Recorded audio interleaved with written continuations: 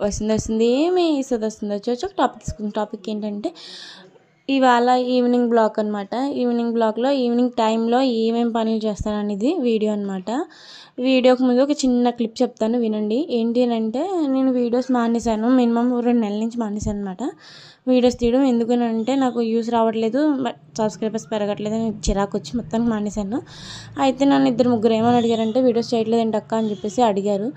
వాళ్ళ గురించి కంటిన్యూ చేస్తాను, ఈసారి నుంచి ట్రై చేస్తాను కంటిన్యూ చేయడానికి. ఈ టాపిక్ అయిపోయింది కాబట్టి ఈవినింగ్ బ్లాగ్ గురించి చెప్పుకుందాం. ఈవినింగ్ టైం 3 నుంచి కంటిన్యూస్ పనులు చెప్తాను. నేను స్టార్ట్ చేసే పనులు అవి. ఈవినింగ్ ఇల్లు గుమ్మాలు తుడిచేసి గిన్నెలు తోమేసుకొని కాళ్ళు మొత్తం పనంతా చేసుకొని ఇవి మళ్ళీ సన్నజాజులు కోసేసి ఈవినింగ్ టైం మేడ మీదకి వెళ్ళిపోతాను. మేడ మీదకి వెళ్ళిపోయి మొత్తం మొక్కలకి నీళ్ళు వేసేసుకొని ఒక 2 అవర్స్ అయినా 3 అవర్స్ అయినా రిలీఫ్ అవుతాను. ఈ మధ్యన ఏంటంటే నేను పైన కొన్ని మొక్కలన్నీ వేసాను అనమాట. వాటి గురించి కొంచెం పైకి వెళ్ళి కూర్చోవడానికి, కొంచెం మైండ్ రిలీఫ్ అవ్వడానికి అని చెప్పేసి ఒక 2 అవర్స్ డెఫినెట్లీ కూర్చుంటాను అనమాట. ఇవి మా సన్నజాజులు, ఇవి కోసుకొని మాల కట్టుకుంటూ పాటలు వింటూ రిలీఫ్ అవుతాను.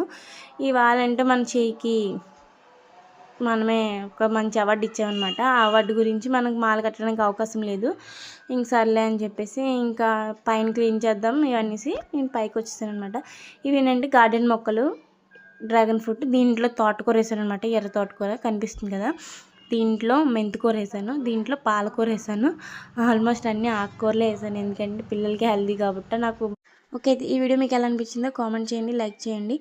సరే, ఇంకా టాపిక్ కొంచెం ఉంది, తర్వాత నెక్స్ట్ వీడియోలో చెప్తాను. ఇంకేమైనా డౌట్ ఉంటే కామెంట్ చేయండి అబ్బా.